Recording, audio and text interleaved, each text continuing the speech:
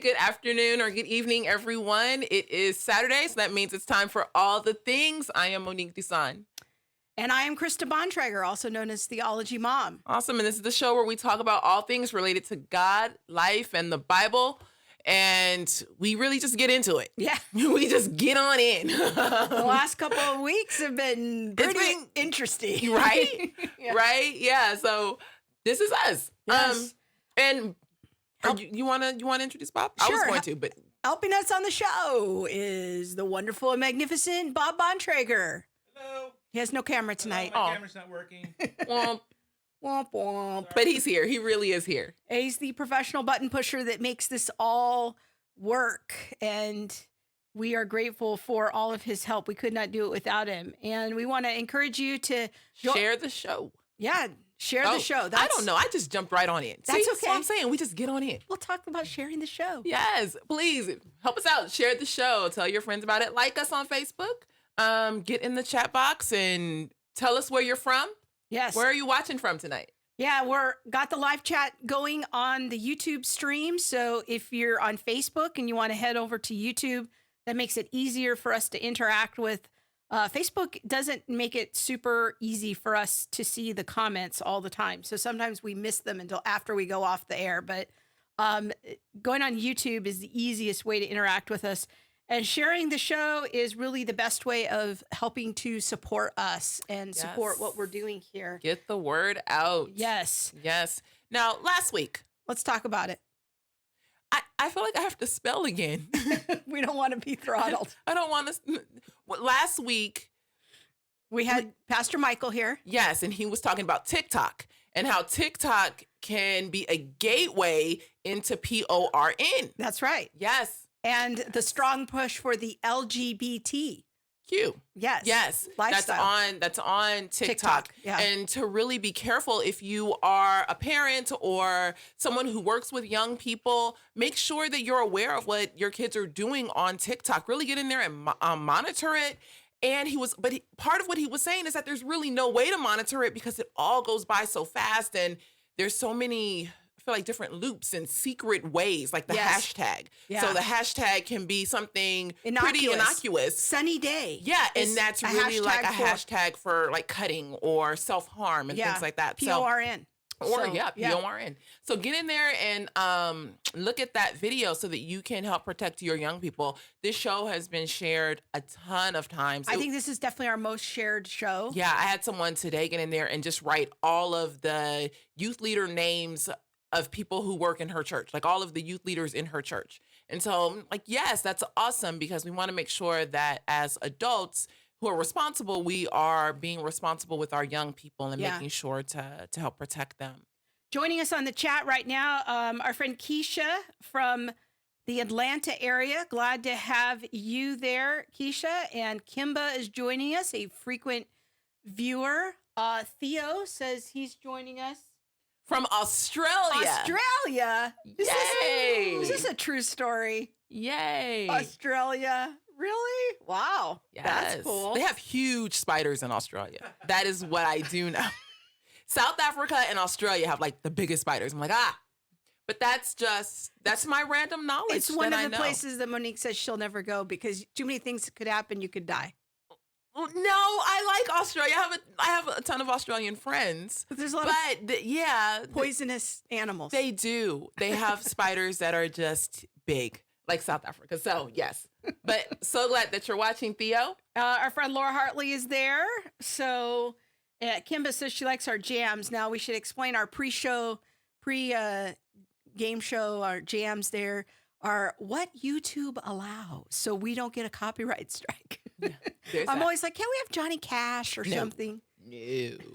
No. Like, it must be very generic. Okay. So, oh, you know what? I forgot to send you the video from last week. Oh. Yes, I am so glad that she did not send that video from last week. I forgot. Yes, look when the Lord is on your side. Look what the Lord has done. Oh, rats. Okay, so if you go to the All the Things Facebook page. Or if you don't. I don't know, maybe Bob the Magician can pull it up for us. For the video I posted on Monday of us. So let's give a little backstory in the meantime. On Monday, we went to Disneyland. And we had an amazing time. It was a lot of fun. And there was video of me on a roller coaster screaming my head off because, hi. Yes. Yes, that's it. All right. This is what I was going to do. All right, here it is. But while he's finding that out, in addition to the TikTok video, we also spoke about the coronavirus. Yes, and last helped week. to really put some parameters around that and encourage people not to don't panic and freak. Yeah. Now I would be a little nervous because Costco doesn't have any more toilet paper, but in Not sure what general, that's about. keeping our minds and keeping square minds about us so that we're not entering into a panic. That's right. God's still in control. Hang on, Kiki!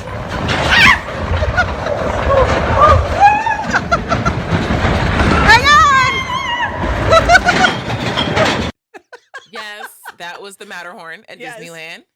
And I was just glad I didn't fall out. Yeah. Oh, yeah, that was fun. We had a really fun day. We did. It was a long, we were there from 7 in the morning until 8 or 9 at night. It was a lot of fun. It was a lot of fun. We had a great time as a family. I couldn't feel my legs the next day. We're old. I'm old. Oh. I'm young, but I still. Yeah. Oh, yes. We went on the new Star Wars ride. That was good stuff. I am not a Star Wars fan, but it was still good. Yes. It was really good. Something about resistance. Yeah. The dawn of the resistance, the age of the resistance. Rise of the resistance. Rise, yes. It was a 15-minute experience. Yes. So. Yeah. It was really good. Yeah. It was good. And we had a good time. All right. So let's get in. What are we doing? Hey, tomorrow is International Women's Day. It is. And so as part of International Women's Day, we thought we would talk with our good friend, Laurie Stewart. She is the president of Women in Apologetics, and she is a former feminist. Former liberal feminist. Yeah. Yes. Yeah. So we're going to get into some conversation about rights and feminism and Christianity. Where does Christianity fit into all of this? Or where does feminism fit in with Christianity? Yeah. So, we're going to get into some of that. And talking about, I think you hit it is just the big issue. And my question is about rights, women's rights. Last week, I did a conversation, or a couple weeks ago, and we were in an environment where I asked that question about what is a right? What does it mean to have rights? And there are all manner of definitions that people put forward. And then I asked, well, where do rights come from?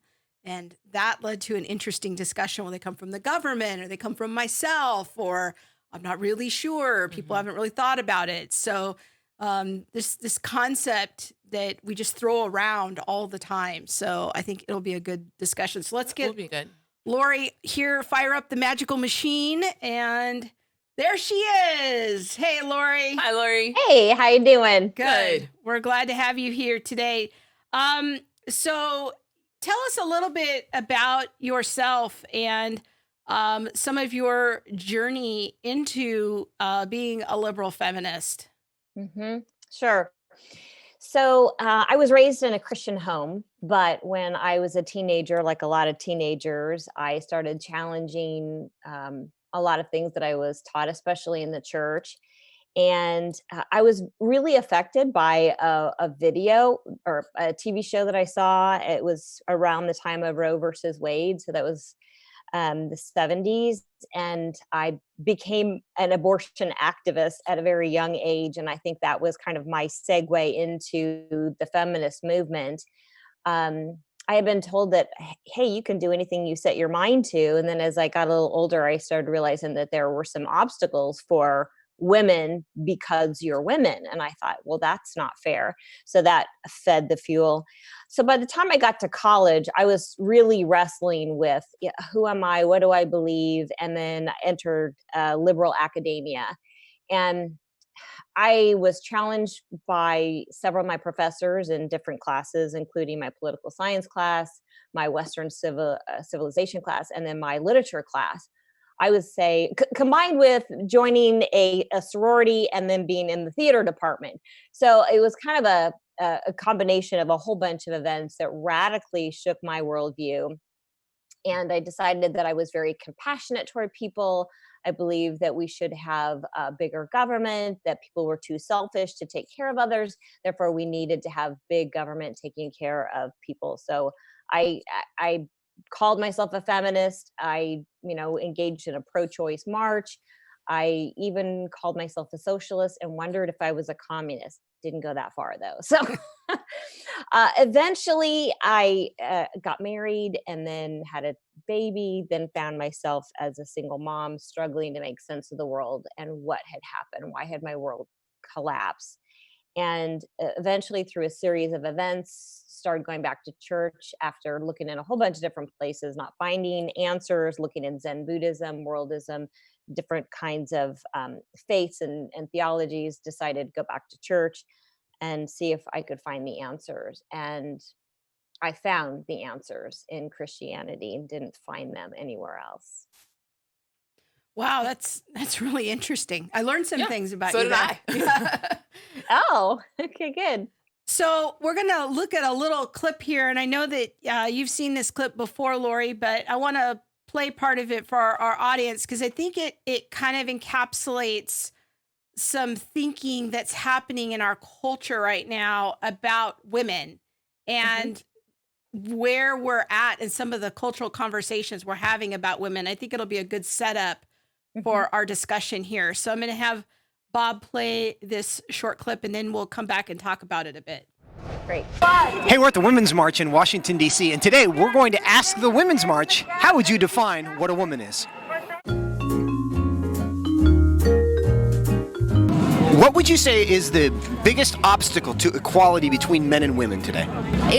I'm always treated differently. I think the biggest challenge is the mindset of a lot of white men in particular in this country. I mean, the administration, hands down. I think there is such a thing as entitlement. Pads, you can think of a plethora of reasons. And I see it quite often when the men jump in front of me to lift things or to back a truck onto a trailer or anything like that. There's just a big struggle for respect. In employment and assignments that were given and pay that was given.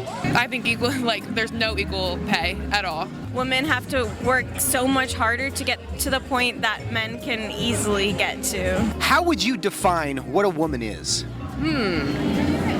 How would I define what a woman is? Oh my God. I think a woman, that's a trick question. Oh, wow. I think a woman is anything that she wants to be defined as. Well, that's a good question. Let me think about that. A human being. She's an individual. A woman is powerful. A woman is really the creator of our society. Without women, we won't even be able to reproduce the planet. We're selling uterus pins, but that doesn't mean that if you have a uterus, you're a woman, or if you don't have one, you're not a woman. So I think a woman is someone who chooses to express themselves. We can express our womanhood in so many ways that it is just unfathomable. Well, can be in the feminine way, but also can be in a non-binary way as well. Wow. How would I define what a woman is? There's so many aspects. A woman is love and strength and power. In a short interview, I'm not even sure how to answer that. A woman is anyone that identifies as a woman. Simple as that. I think a woman is if you identify as a woman, if you want to be a woman, then you're a woman. Okay. There it is. Yes, there is that. And that's just like a brief snippet into some of the things that are currently happening and the thought processes that are happening in our culture regarding gender and sex and all of those things. And is there anything such as gender, or is it only sex? And is this binary or non-binary? And, so there's a lot of conversations happening in this area of womanhood and feminism. Well, and I think that maybe we should talk about how contemporary feminism fits with critical theory, because that's a theme that we hit a lot on the show. Yeah. And maybe Monique, maybe you could speak to that a little bit, and then we'll get Laurie in the conversation too of like, so we talk a lot about critical race theory. We talked a couple weeks ago about queer theory. This is sort of another big aspect of critical theories, which is feminism. What in the world is going on here why are they having so many problems defining what it means to be a woman? Oh my gosh, I don't know. I know what it means to be a woman. I am me. No. I think part of it, even before we look at things like critical theory, are just the idea of postmodernism and this idea of truth, and that there is no real truth. It's all relative. So to be a woman is to be as fluid and to be anything, because there's nothing concrete to really hold it to. So we're not going to tie it to anatomy. We're not tying it to my uterus or to my biology or anything like that. It's what I feel. It's what I think. And that can be so different than what you feel and think. So I can be a woman and you can be a woman, or you can be a woman and I can be something completely different that may not be a male. Can you be a hippopotamus? That's coming, so, and I mean, I'm being serious. Like there's this idea of no absolute truth. And because there's no absolute truth, it's all very fluid. Now, when you look at things like critical theory in that, they're now bringing in this idea that, well, I am now oppressed. And these are the categories that are oppressive or oppressing me. Yeah. Because I don't necessarily ascribe to the thought process that has historically been there. Okay. So because I don't ascribe to like this historic Christian thought that we would ascribe to, we are seen, or you would be you would be seen as someone oppressing me because I don't ascribe to your thought. So critical theory continually looks at who is being oppressed and who is the oppressor. Okay. And if I'm falling in the minority position, so to speak, I would be the one who is being oppressed. How am I doing, Laurie? Help me out. Amen or no? No, I think you're absolutely on the right track. I think it goes even further. I think we started to run into some difficulties with the post-modernism movement, and we had post-truth. Truth is relative, but we've kind of moved into that. We're now in what some people are calling a post-truth era, meaning people aren't necessarily denying that there's truth, but the truth doesn't matter. So we have elevated feelings over facts. So I think that you're kind of seeing a conflation of all of this at the same time, as evidenced by that short video clip that you showed. I think if you're going to buy into this idea that a woman can be whatever you want it to mean, and it's whatever you feel. If you feel you're a woman, then you are a woman. We have, in fact, elevated feelings over facts. And that's really dangerous place for us to be, because we actually don't live that way every day. I mean, we actually have facts, and we don't eat rat poison because we feel like eating it. We know factually that it's harmful for us, and so we don't eat it. We'll eat sugar because we know we can eat sugar. It's not going to be as harmful, although we don't want to eat too much of that either these days, right? Yeah. So I think that we see that's reflected in that video. And if you're walking in this ideology and someone starts confronting you with questions, you can see the hesitation in some of their answers, because they know what the politically correct answer should be, but they realize it doesn't really make sense either. And they said, that's a trick question. What is exactly a woman?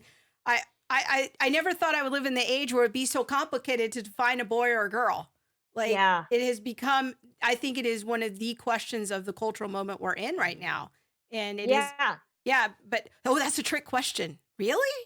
Yeah, and I think if we allow I'll say the women's rights movement to move in this direction, which is the Women's March is taking it in this direction. If you look at their agenda, who supports them, what they really stand for, they don't stand for women. They stand for a very radical leftist, socialist, progressive political agenda, which has nothing to do with advancing, I'll say, rights for women in the traditional sense. It's advancing something else. As soon as we got away from what does it mean to be a woman is just a female human being. I mean, why can't we just say that succinctly? Well, because then we're going to hurt some people who are confused about their gender and want to be a different gender than they were born with. And I think we need to be compassionate for people who are struggling with gender identity issue or gender dysphoria.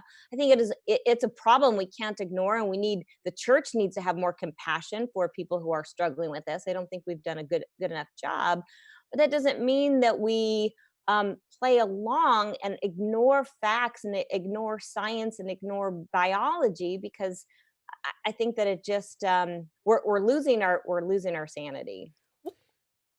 Well, before we go down too far down this road, which I think is a good road to go on, I do have a question. Do you still consider yourself a feminist today?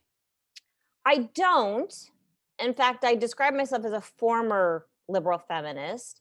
And part of there's several reasons. So let me give you a couple of big ones. One, the feminist word, feminism, has become a very loaded word, and it has different meanings for different people. It's become politically charged, economically charged.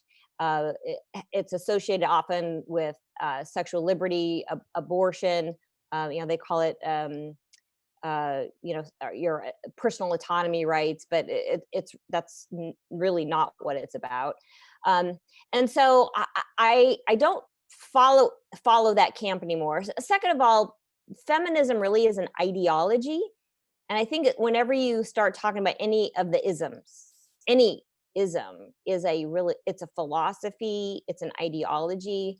And I have radically shifted my own ideology, if you will, and accepted and embraced a biblical worldview. So I no longer look at the world through the lens of a victim, even if I have been a victim in the past. And I was a victim of assault myself. But I don't look at myself as a victim and see the world through that lens. I look at myself as a victor, because now, as a child of God and a Christ follower, mightier is he that is in me than is he that is in the world. So I have a greater strength in me. And so I walk in that victory. I no longer find my identity in that, but I find my identity in being a child of God and a follower of Christ. Do you think the word feminism or being a feminist, do you think that word has changed at all since the 70s? Like recently I saw the movie RGB. It was about the life story of Ruth Bader Ginsburg. It was actually a pretty good movie. I actually really enjoyed it. And it was about kind of the late 60s, early 70s struggle for women's kind of equality in the work environment and that sort of thing. It was a very thought-provoking movie. And I thought, well, in that sense of feminism, I get that. I identify with that. But now feminist seems to be a very pejorative word, almost an synonym for a woman who advocates for reproductive rights or abortion. I don't know. I struggle with the term, but I'm wondering if the meaning has changed. Well, originally, really, feminism and the feminist movement, gosh, it goes back a long time, but it goes back even before the 70s.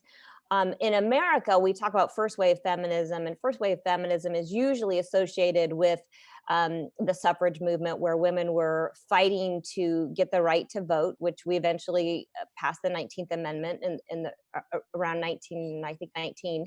And so we were fighting for the right to vote, fighting for the right to own property, inheritance rights, to be seen as a person of value, right? And that's really what the right to vote did, is give us a right to speak with our vote. Our vote is our voice. And recognizing that we have value and we have something to say. So I think that the feminist movement kind of historically has come from a time where women were treated as property. Women didn't have voting rights. They didn't have legal rights, at least not as we know them today. And so it was fighting for that, which I think there was a good association with those agendas. In fact, there were many women who were Christians who were involved in fighting for the right for women to vote. But then you had the second wave feminism, which took place in the 60s and 70s, which is what you're talking about. It kind of had a two-pronged focus or agenda, if you will. One was the economic, which is what you're referring to. Hey, we have a right to be in the workforce. We have a right to equal pay for equal work. And hey, put me down for those things. We have a right to education. We shouldn't be denied education just because of our gender. But the other agenda that came along during the same time was this, you call it reproductive right, it's personal autonomy, sexual liberty. Hey, if men can be free to express themselves sexually and have multiple partners, women should too. We started to associate sex and sexual freedom and sexual liberty with power, because women had historically had some problems with mistreatment and violence and discrimination and, let's say, some oppression. Women struggled for power. So they sought power through sexual liberty. And we know that actually has been disastrous for women. Here we are today. Some would say we're in the third wave or even fourth wave of feminism. And we see the deconstruction of even what it means to be a woman. And there's a lot of very angry women who are speaking out, not just in favor of abortion, saying, hey, we have a right to choose, but glorifying abortion, that it's a good thing, that abortion has been their source of freedom. They were not tied down early in life because they had this right to abortion. So yes, I think that we have strayed from the word. I think the word's had some difficulties from the beginning, just knowing how to associate it. If I'm going to talk about the issues, I prefer to frame it in terms of, women's rights, and then discuss it from that place, because I think it's easier to have a conversation and find something that's in common and good and noble about it. Whereas the feminist movement seems to have really been derailed by a radical leftist social agenda. Now, when you say you'd rather talk about it in relation to like women's rights as opposed to feminism and things like that, like I even get confused as to, well, what are the women's rights that we're trying to advocate for? And because I feel like it all gets clumped together, like you're saying, like some people are looking for sexual or gender rights, or some people are looking for rights in the workforce. Some people are looking for rights in terms of their body and what they can and cannot do, the right to vote. There are many rights that come up. And so what does that phrase even mean? Mm-hmm. So then we ask that question. I mean, it leads somewhere. I think just using the word feminism, we have no idea what someone means when they talk about feminism. When women call themselves a Jesus feminist or a Christian feminist, I'm like, I have no idea what that means to you. That's such a confusing and sometimes contradictory terms. I want to learn how to be a clear speaker, a clear communicator. I don't want to be communicating and using words that are confusing. Now, having said that, you're right. I mean, even women's rights, what rights are we talking about? But then you can ask, are you talking about the right to vote, the right to education? Are you talking about the right to kill your unborn child? Like, don't put me down for that. But if you're talking about the right to education and the right for better treatment and violence against women, put me down. I'm in favor of those kinds of rights. So I think we can have a better defined, a clearer conversation about the women's rights issues when we start talking about in terms of rights. When I travel and speak on human rights, women's rights, I actually start with human rights. That's where I begin the conversation, that if you're going to talk about women's rights, we have to first figure out, well, where do rights come from, right? And we are human beings. And so women's rights actually come from human rights. And so what are human rights? What does it mean to be human? And where do we get our rights? And so that probably is another segue into another question. No, actually that's good. Keep on going, because that's true. What is a right and what are rights? Where do they come from? Yeah. So rights come from someplace, right? Because a right is an entitlement that we are claiming.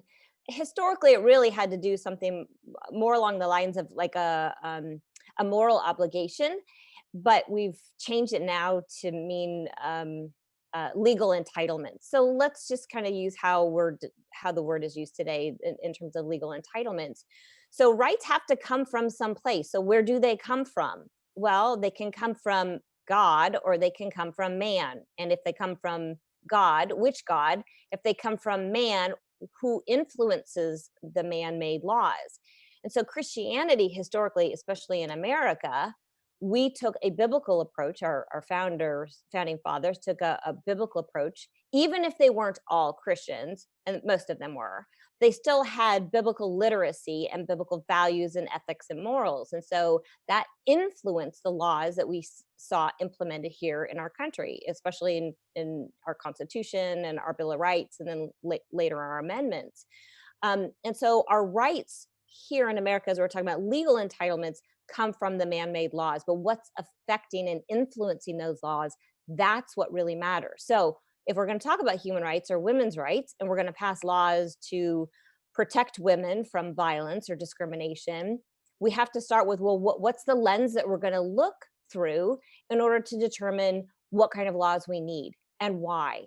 And I think Christianity is the only one that offers a solid, consistent reason for valuing women and protecting women from unfair treatment, from what we call invidious discrimination, and of course, violence as well. I want to ask a follow-up to that, but first I want to go over to the chat. Our friend Amy Davis says women couldn't get a business loan without a man's co-signature as recently as the mid-1980s. Feminism used to fight for literal equality between genders, no longer. So that's, the reality of an aspect of rights that we're talking about. But when you're making the assertion, Laurie, that the founding fathers of our country had the Christian worldview kind of in the background for them. It was sort of their operating assumptions. Now, some people are going to say, well, they were inconsistent.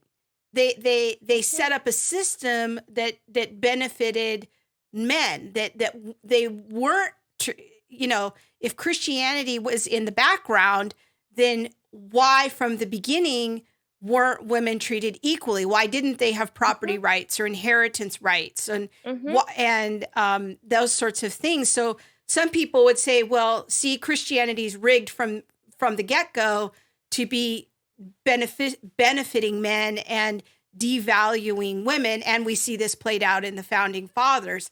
How would you begin to talk about that?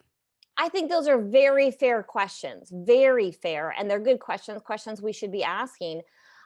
I think what we see at the founding is a good basis for the laws, because they had a biblical approach to them, valuing humanity. All men are created equal in the eyes of God, and have certain inalienable rights. There's a question of, well, did they anticipate all human beings, or was it just men and women were excluded from that? But that's, conversation for another day. But they set up a system of government based on biblical values. Now, the question is, how was it applied? Back then, I believe that those biblical values were applied in a way that was based on tradition.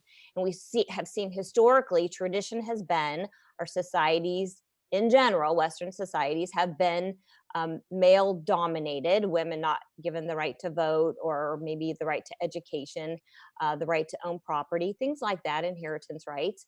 And so there are traditions that have been passed down. So I believe that at the founding, we were still stuck in some of those traditions. Now, the good thing is, because women did fight for a voice, we fought to be heard so that we would be respected and treated better than we were in the past, that we were given the right to vote, which gave us a good voice. So we were actually able to come and have a seat at the table and have something to say, and eventually be respected. That's a process that takes time, which has led to where we are today. I think women, having contributed now, having been educated, owning property, having a voice, having a right to vote, women have been able to come and shed light on some of these problems that, quite honestly, I think the men are a little bit oblivious to, or ignored it, or they facilitated it. So I think that women getting involved in government, politics, leadership has been a very good thing.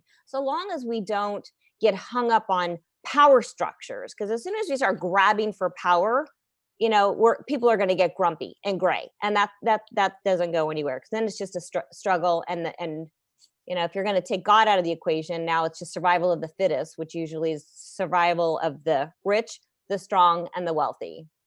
Or I already said wealthy, the healthy. That's good. That's really good. And nobody needs grumpy. No one needs grumpy. Okay, so a couple of times you've mentioned the Christian worldview, and my question is, what is it about the Christian worldview that you see offers more dignity to women? Yeah. So in terms of valuing humanity first, because that's how I start the question. When I teach on women's rights, I start with the question of human rights and building the case that women are human beings. And I think in general around the world, we agree that human rights are important. And if human rights are important, why are they important, and where do they come from? I mean, even people in Islamic countries will talk about women's rights. Now they define it differently, right? Based on their God-given law. So they define it differently. So when you start comparing, this is what my recent master's thesis addresses. I did a comparative analysis of the treatment of women, looking through the lens of the law to examine different worldviews, specifically different religions. So I examined the laws in Saudi Arabia, which are influenced by Islamic law because they have Sharia. It's considered by many to be the purest form of Islam. It's the birthplace of Islam, with Sharia, Mecca and Medina having the two holy sites there in Saudi Arabia. I looked at the laws there. I looked at the laws in India, because India historically has been heavily influenced by Hinduism. I examined the laws in China, because China is considered the most atheistic country in the world. So how are their laws on protecting women from violence and invidious discrimination? And then I looked at the US, and specifically at the founding, because we had the historic founding of our country was based on Christian principles, biblical values. And so based on those values, we have seen a progression of protection of women's rights, if you will, giving women the right to vote. In Saudi Arabia, they just recently got the right to drive. That just happened recently. So they're still a little bit behind, but they are making some progress. And I think it's because women are getting involved, and women are having a voice around the world. And we're standing up and talking about the things that have been unfair, that have happened to women, whether it's violence, whether it's sex trafficking, abuse, domestic abuse. There are things that have happened, and we want to call attention to those things. Not highlighting that women are victims and grasping that identity. That's not how we want to have the conversation, because then I'm glorifying my victimhood. And I think there's no glory in that at all. I want to be victorious and be an overcomer. I'm a survivor. I don't want to be seeing myself and have other people viewing me as a victim. There's no strength in that. So from a Christian worldview standpoint, do you see kind of the image of God as being one of the distinguishing features of our perspective that grounds those human rights, so that that's kind of different than these other approaches in Islam and Hinduism and atheism? Let's dig a little bit deeper into that and what you see there as the distinctive of human rights, rooted and grounded in the dignity and in the image of God. Yeah, great question. So I think as we look around the world, as I mentioned, there's kind of this unanimous opinion that human rights are important. So why are they important, and what do we mean by that? If we look at how they're applied in other worldviews, we don't see universality and inherency and necessarily a higher law. And that's one of the keys to the United Nations actually established their United Declaration of Human Rights based on higher law, that there was a law above the law, which is God-given law, that God, we answer, our man-made laws answer to God. and that these rights are universal, meaning they apply to everyone, and that they're inherent. It's something we're just born with. It's not something that we earn, not something we deserve. And so the Christian worldview is the only worldview that supports that. No other worldview does. Any other worldview, if you remove, for example, if you remove God from the equation, like in China, you now have if you have no God who's given laws, what are you left with? You're left with a materialistic worldview, which is, we can look at examples of that in neo-Darwinism. That's like more recent for us. That's survival of the fittest, the strongest. And so the weak are not going to have value. What about the disabled, the infirm, those that are in comas? What about the unborn? Well, and if there's no God, if you have materialism, if there's no God, then rights just come from the government. And they can be taken away at any time. If majority rule, if you're a democracy, the rights can be taken away. But if you're living in a dictatorship, they can be taken away quite easily without any say. And so the worldview component does matter. So we ask ourselves, why is that in Christianity? Why is it that we see the better treatment of human beings? Now, I'm not saying perfect, because we're not perfect, and we see many imperfect examples, and we see examples of people mistreating others in the name of Christianity historically. So we can't ignore that fact. And I'm not looking at this with rose-colored glasses. I know that historically we've got some problems and we have to deal with those. But I don't want to approach it from a shaming standpoint that now somebody has to, from 200 years ago, needs to make amends to me. So I'm looking at what are those things that are giving us reasons, solid reasons for believing that the dignity and value of women or all human beings is important. And we only see that in the Christian worldview. And that is Imago Dei, as you mentioned, that we are created in the image of God.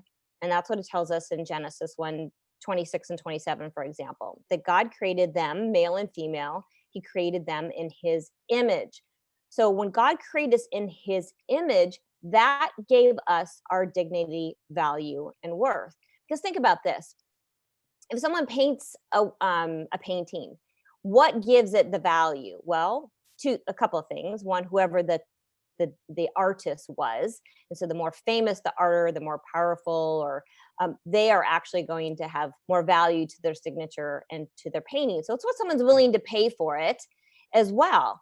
If someone's willing to pay more for a painting, it's going to be worth more. I'm trying to sell my house right now. I've been trying to sell my house for 2 years. I think I have an idea how much it's worth, but nobody's paying that. So I've had to drop my price like 4 times and still have it on the market. So it's what the value of my house is what someone is willing to pay for it. What are we worth? Well, we can look to the scriptures, especially the New Testament, and focus on the Gospels. God paid for us through his son, Jesus, dying on the cross, shed his blood for us to purchase us back. Because when sin came, in Genesis 3, it separated humanity from God. But he didn't leave us separated. He made a way for us to come back, and he purchased us with the blood of his son that he sent to come and die. But it's a gift that he offers us, not because we deserve it, but he gives it to everybody, but we do have to receive it. And that's what Christians do, is we receive that gift. We believe the gift. We believe the work, what Jesus did on the cross, and what that means for us in terms of offering the forgiveness of our sins, and that we've been purchased and we've been redeemed. And that gives us enormous value and dignity and worth. And that's for all humanity, women, men, all races, whether you're able, disabled, healthy, unhealthy, unborn. That's what gives value, dignity, and worth to all of humanity. Yes, and amen. Now, question, are there any parts of feminism that you see actually aligning with scripture and the historic Christian worldview? Well, I think historically, fighting for the rights to vote, property rights, really those were all the right to education. That's just treating women like a human being that we are. So I think those have been good. But more recently, when we look at like the second and the third wave feminism, or fourth, if you want to get into that, we've seen that women's rights has started to become something else. It started to mean sexual liberty. I have the right to do whatever I want to with my own body, including the right to end the life that is growing inside of me, the abortion issue, or reproductive rights, as Krista called it. So there are some things that are now have moved beyond what I think were good to begin with. And because of that, because we're deconstructing words, that's why I just choose not to use the feminist word. And I choose to just discuss women's rights, and then which rights are we talking about? So we got a couple of great comments here, Laurie. I want to try to work in and make sure that we look at Theo, who is watching us in Australia, says, I think we have to separate between equality and sameness. I think that's a really important point, because men and women are different and we need both. Like, we don't want to fall into a vision for affirming women's rights where we shame men. Like, this isn't about exalting one and pushing someone else down. This is about us kind of co-ruling and reigning the earth together and helping one another. Our friend Amy has a thoughtful comment. She says, I observe that for women's rights to progress, we need to have godly men partner with us and advocate on our behalf in order to validate this cause in the eyes of others. Example of the right to vote or women in ministry. And I think that's important. I like that a lot. I say that a lot, like, especially when we talk about things pertaining to race. Like, it takes both sides to present why we should be talking about things about race. And I think it's the exact same thing when we talk about, like, women's rights. It takes both sides presenting a clear, like, reason for why we should have certain rights and why certain things should be moving forward. Because I think the voice of both. It's not that we're pitted against each other. Like, now, because I'm going to talk about women's rights, or I'm going to talk about race from a certain perspective, that it puts us at odds. No, we should be joining hands and linking arms and moving together. Yeah. Yeah, it reminds me of, I actually was just like flipping through my scripture here. So, it talks about in Genesis 1, when right after it discusses how God created men and women, he actually gave them dominion over the earth, and we were supposed to rule it. So it seems to me from Genesis 1, when we really unpack it, that God meant for men and women, husbands and wives, males and females, to labor together. That doesn't mean we have to do everything together, but I think that there is something wise in us being able to work together for the common good. Yeah, and it doesn't mean to negate it. I think that one of the errors I see some Christians fall into is almost this sameness, that the sexes are interchangeable, or we don't really need men or something. And it's like, no, that's we don't want to fall into that error either. We equality, yes, but not sameness. Equality, right, but different, and appreciate each other's differences and what each of the sexes brings to, I would say, the Great Commission. That the Great Commission is kind of the great partnership under the new covenant to restore that mission of co-ruling and reigning the earth together that was there at the creation and then corrupted at the fall. Now Jesus commissions men and women both to be his disciples, and both men and women to bring the good news to the ends of the earth. And so now we do that together as a project, together as we bring Christ's rule and reign to everything on the earth until he comes back. So, yeah, I think Jesus' teaching was pretty radical, because we see the story of Martha and Mary, when Mary chose to sit at the feet of Jesus, which was typically a place that was just reserved for the rabbi's disciples, which would be like all men, not a place for women. And Jesus rebuked Martha, because Martha's kind of saying, hey, tell her to get in her place. She needs to be helping me in the kitchen. That's really her place. And Jesus said, no, she's chosen better. And so I think and he's not saying, hey, women shouldn't do anything domestic. I don't think that's what Jesus was saying, but he was saying, hey, look, you women have the right to come and learn as well. And we can learn things that have to do with God. We can study theology, we can study the scripture. And of course, that means opening up education for women as well, not to mention teaching. Yeah. That's a whole other subject. I want to ask you, we kind of touched on atheism or materialism and how it's, works out the rights issues. I wonder if we could kind of circle back briefly to your research on these other positions of looking at women's rights in Sharia law or in Hinduism. Maybe you could just kind of briefly orient us to those conversations.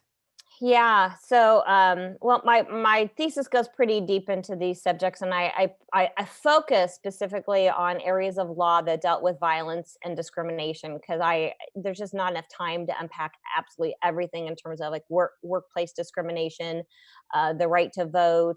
I touch on harassment, but I pretty much focus on domestic violence, violence against women, domestic violence, rape. I discuss female genital mutilation, just to give a few examples of what I touch on and how the different countries treat those subjects and then why. So we see if you just examine the laws, well, it's interesting you brought up China first. So China purports to have laws that would seem to promote the equality of women. But when you actually look at how it is in practice, it's not consistent with what they're articulating.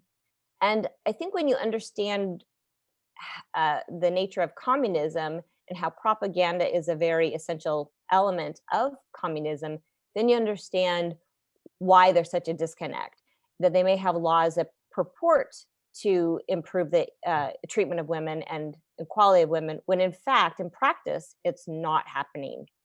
So I think that that's important.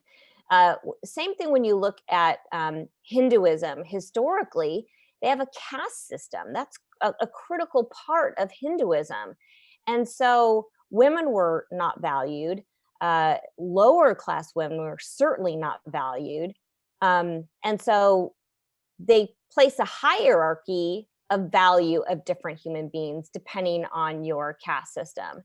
Now, very recently, women, I say like in the last 100 years, women have been given the right to education, to vote. And so women have made some progress in India, but it's not rooted in Hinduism. It's rooted on the Christian, I would argue it's rooted in the Christian influence of the laws. In fact, it's kind of interesting when it comes to family laws in India, they have 3 sets of laws. They have laws for Hindus, laws for Muslims, and laws for Christians. They actually have 3 different sets of laws. So I find that interesting. So because we actually see a Christian influence, and probably comes from colonialism, we see some advancement in women's rights. That's not to say they've done it perfectly, just like Americans haven't done it perfectly either. We still have a lot of room for improvement, but I would argue that Christianity offers the best hope for women. Even if Christians haven't always done the treatment of women well and the best that they can do, Christ is our hope, not men. That's so good. I love how you say that, Laurie, is Christianity offers the best hope for women. It's not that we've done it perfectly because we are sinners, but the framework and the worldview itself has led to better outcomes for women. And I think what's interesting to me about the founding fathers of our country, that because Christianity was in their worldview, it was sort of their working assumptions, even though they themselves acted on tradition and kind of working in protecting or giving more rights to men and women. The nobility of what they built was robust enough because it was founded on Christian principles that we were able to get to the right destination eventually. It just took a little while. It's a good way of putting it. Yeah. So, Well, thank you, Laurie. This has been a very fascinating discussion. I hope it's really helped to equip our viewers with some answers and some understanding about feminism and just. Hey, I've made my thesis freely available for everybody to read. And I'm going to put a link to that in the show notes for everyone. Oh, great. Because I could not unpack everything. I'm hoping people will build on the research that I did and take it and run with it, expand it. But you can just look up for my blog, Laurie Stewart. I'm on Blogspot, Women of Intelligent Faith. Don't look at the wrong blog. There is another Laurie Stewart, which is totally not edifying. That would not be my blog. Okay. So look for mine, which is Women of Intelligent Faith. All right. Well, thank you so much. Thank you. Thank you, Laurie, very much. I wish I wore my denim and jacket so I could have been like a triplet. We could have been triplets. The twinsies. Yeah, next time. All right. Take care. All right. God bless you guys. God bless. Bye. Bye-bye. Bye. Okay, that was good. That was good. I learned some things. I don't know. Do you see like some correlations here between some of the things that Laurie was talking about in critical race theory? Like I was seeing all kinds of connections between those two things. I do, but I think I was just more absorbing and really listening and learning. I'm like, oh, okay, yeah. We'll have to unpack some of that because I could totally see some overlap. Well, I think, first of all, like this question about the founding fathers. And I thought about that, yes. You know, that they laid the intellectual framework for equal rights and human rights, but they didn't act on it. They didn't execute it the right way. They were acting on tradition. I like how she said that. That was really helpful for me. So they had the right worldview and the right framework, but then they combined it with their traditions and what was familiar to them. And so they didn't carry it all the way through. But we eventually arrived there because of the robustness of the framework. Yeah. So I don't know. For me, I was clicking on that. Yeah, I can see that. I can see that with things like slavery. All men are created equal, but yet I'm owning a slave and he's not equal to me at all. Yes, I can definitely see that.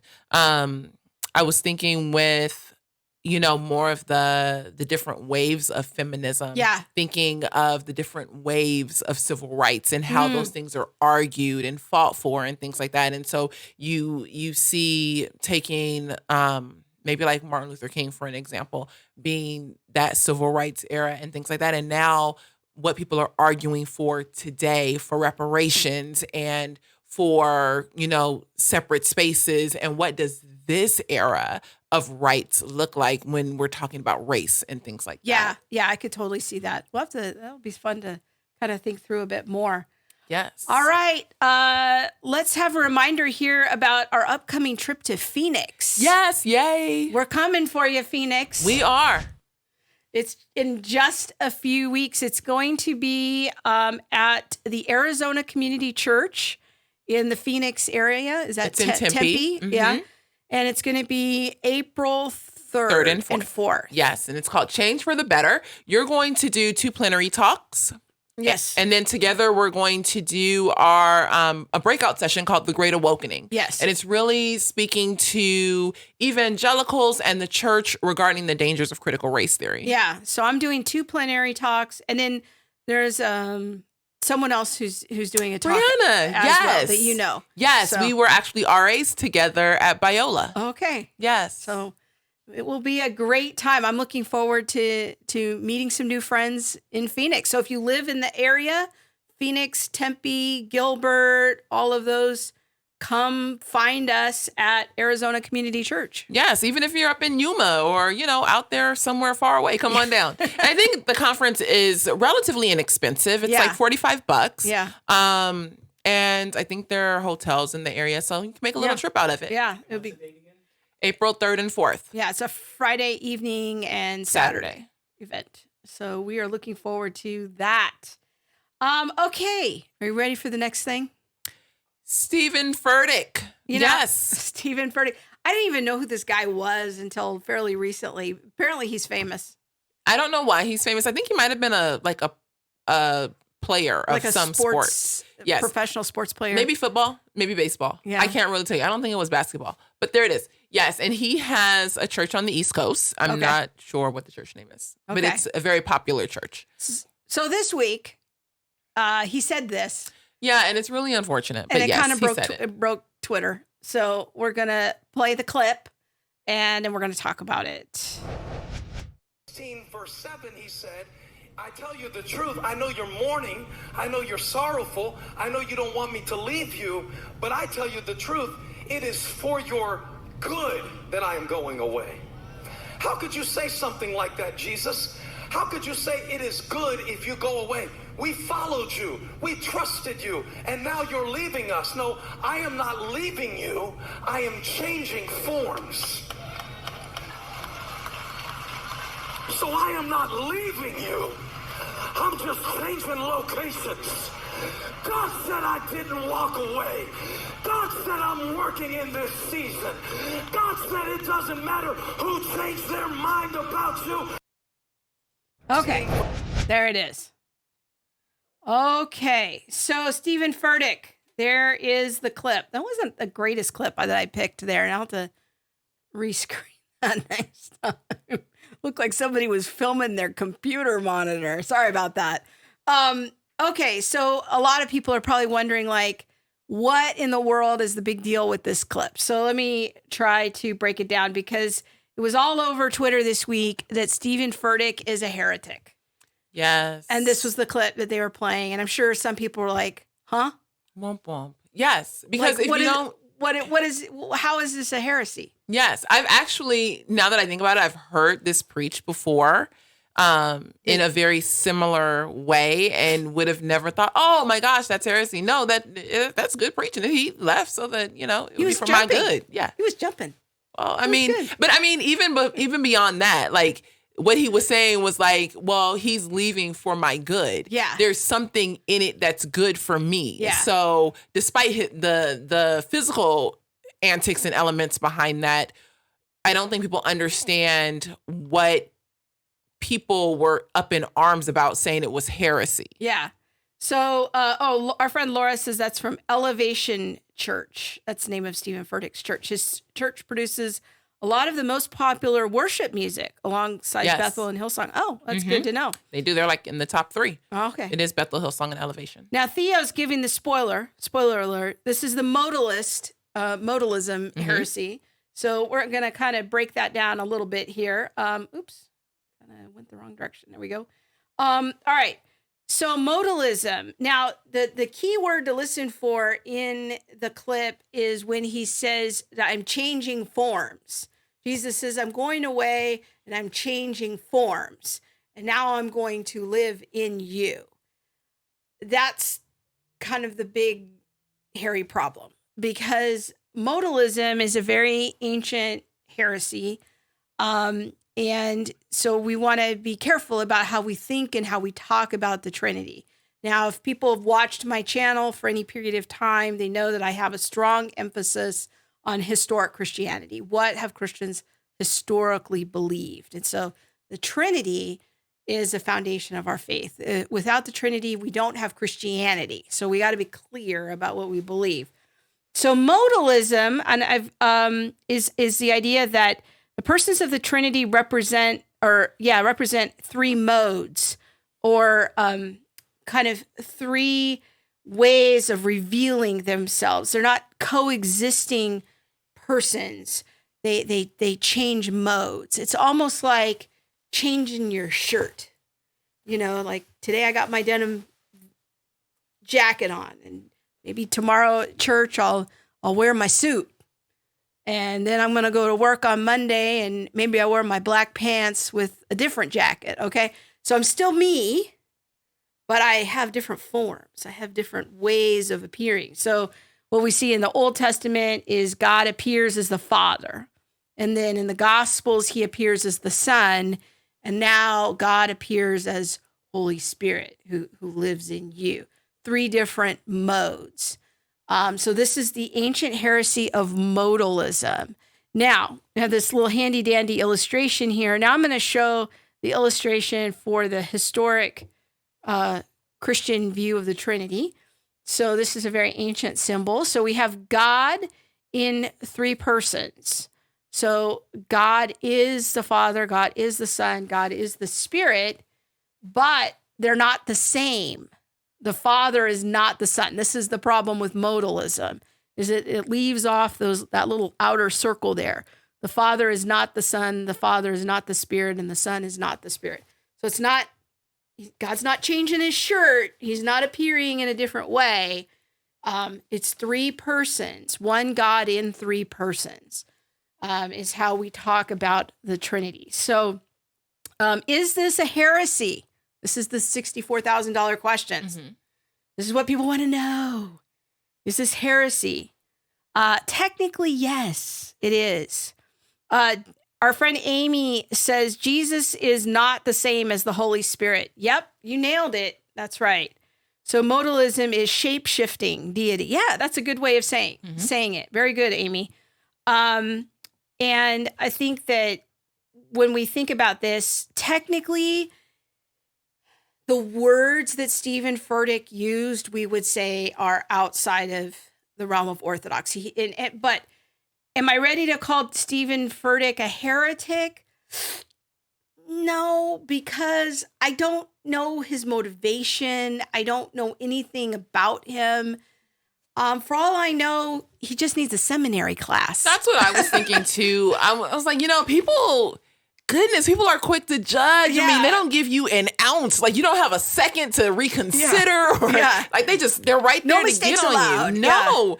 And it could be like, we have a chat we did with Mike Gurney about preachers and pastors not going to seminary and how there's been such a decline in seminary attendance or enrollment.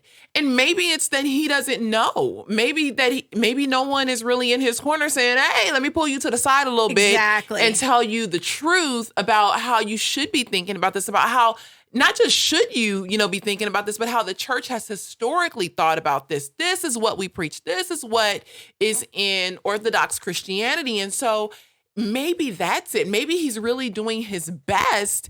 And yet here come the Christian judges to say, hey, you got that modalism spirit. All those discernment blogs were ready to go into action. It's like, I feel like Stephen Furtick has caught fire for other things. And so, does he have errant theology? Maybe.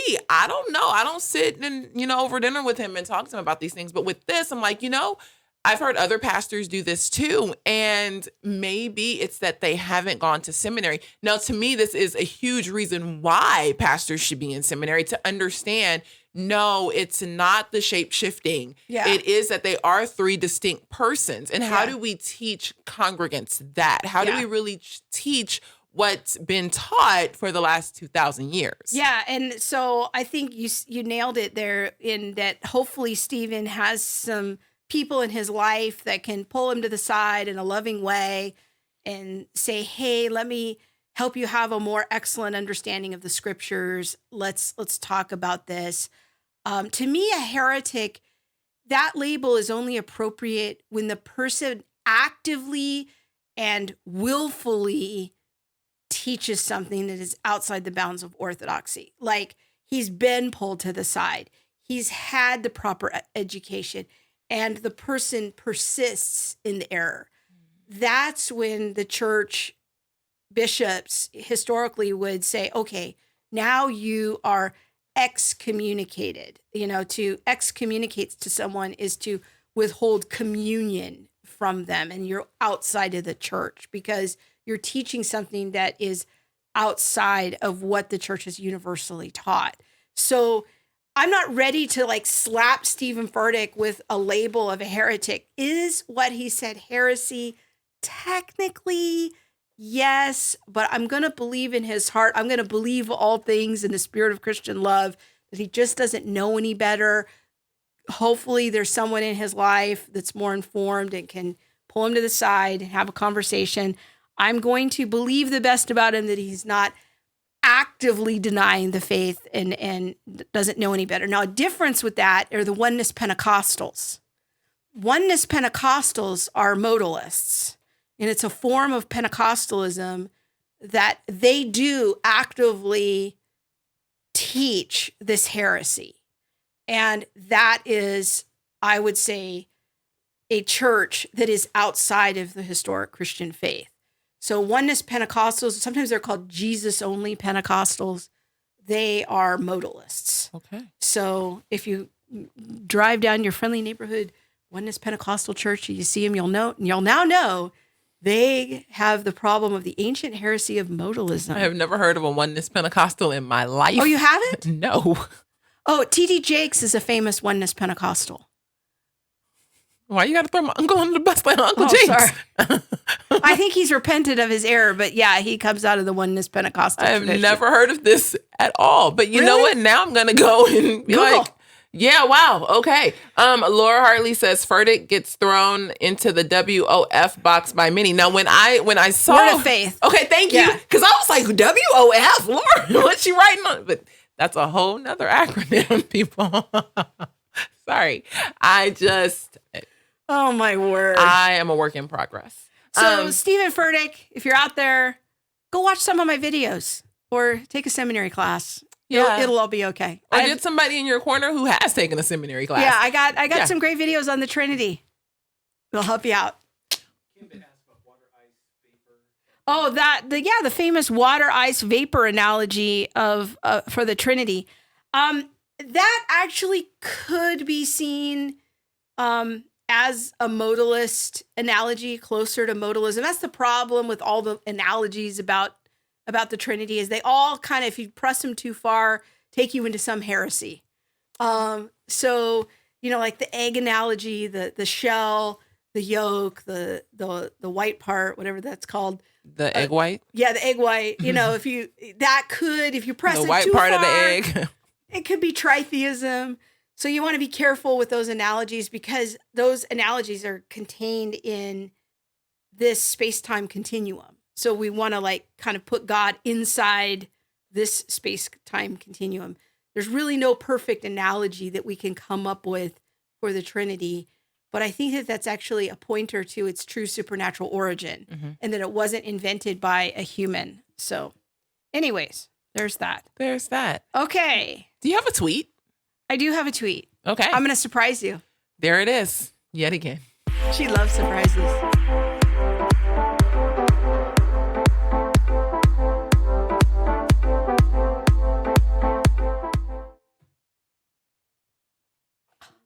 Left me hanging. Mid-beat. Sorry. I was just, getting my little... You know what? Oh, okay. Oh, I was going to read a comment, but we'll do it after. Squirrel. Okay. That is true. All right. The tweet of the week. Do. This came out today, and I thought it was very thoughtful. It's published on the Gospel Coalition website, which people know me. They know I have issues with the Gospel Coalition. But when there's something good and truthful and trustworthy, I want to point it out. So there was a great article on progressive Christianity, and kind of a unique story. This person was raised as an evangelical, kind of deconstructed his faith and became a progressive, and then reconstructed his faith after being a progressive for a while and came back to the historic Christian faith. So sort of a unique journey. So I got the article here, and I want to commend this article to people to go check out. I thought it was very well done. I don't know who this guy is, Ian Harbour, but I thought it was a great article. If you could scroll down for me, Bob, a little bit. Keep going. Keep going. And no, right. Hold on. Yeah, keep going. Keep going down. Keep going. Right. Yeah, good thing we rehearsed this. Oh, no, go back up. Up. Oh, where was it? It was a great quote I wanted to read. Go back up. Okay, here it is. So he's talking about after he kind of deconstructed his faith and he became a progressive, he says, then I ran into a problem. He started listening to all these progressive Christian podcasts. He was reading The Velvet Elvis and Rob Bell's books, and he was reading... The Velvet Elvis just sounds weird. Yeah, it's a very famous early progressive evangelical book. I wouldn't want Elvis regular, so why would you get Elvis in velvet? Anywho, So he says, after he had been kind of drinking from this well of ideas of progressivism for a while, he says, I ran into a problem. As I kept listening and reading, I realized I didn't have the tools to rebuild, and I wasn't receiving any of these from these voices. Every belief I held had been neatly disassembled and laid bare on the floor for examination, but there was no guidance for putting something back together. Helping people deconstruct their faith without also helping put it back together is lazy, irresponsible, dangerous, and isolating. The goal of deconstruction should be greater faithfulness to Jesus, not merely self-discovery or signaling one's virtue. And I thought that was a really powerful statement, because that's what I see so often. Once people start going down this path of progressive Christianity and really deconstructing their faith, what ends up happening a lot of times is they deconstruct it so far that now it's just shattered on the ground in 1,000 pieces, and they don't know how to put it back together. So then they slip into secular humanism or atheism. And I think that is a really sad outcome of that. Now, should we, quote unquote, deconstruct our faith as in de-Americanize our faith? Yes, that is a worthy project. Let's make our faith more historic. Let's make our faith more connected to the ancient Christianity. But let's not deconstruct it to the point where we're just shattering people along the way. So that is my tweet of the week. Now, do we want to wrap up with some comments here? That's good. Something about what you said actually makes me think, of course, because everything makes me think about critical race theory. All roads lead to All critical roads race lead. theory. That's just where my brain is at right now. But this idea of wanting to deconstruct racism and where critical race theory leads us is to, yes, let's deconstruct it, but what do we build after it's deconstructed? How do we really build unity? And there isn't a real way to truly build unity with the critical race theory framework. Ooh, that's so good. It's Yeah. always this continual work to deconstruct, but the only way to even maybe attempt at building some form of what they would call reconciliation would be for one party to continually acknowledge their wrong and sin. So there's truly no way to have a framework for something healthy and unified once you're deconstructed, so to speak. Ooh, that's so good. One Yeah. of the reasons why we can't do it. Yeah. So yeah, that's Are you what going to that make the made me big think of. announcement yet? No, I'm not. Okay. All right. We'll just keep teasing that. All right. Theo says, has anyone seen the Lutheran satire video on the Trinity? I love that video, Theo.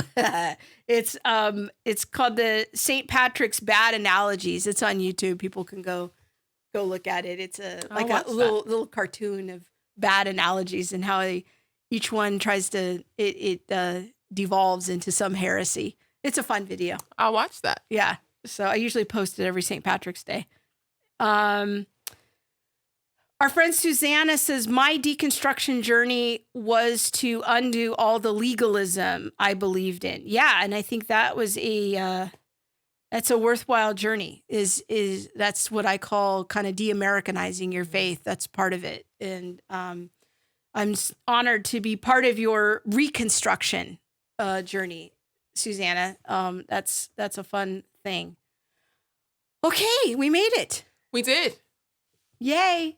Thanks for coming on there. Thanks for watching. Please adventure. Make sure to share the show. Yeah. Check us out on Google Play, Apple Podcasts, Spotify. We're there. And yeah, and check out the show notes that Yes. we've got there each week, allthethingsshow.com. You can sign up to have the show notes emailed to you directly every week.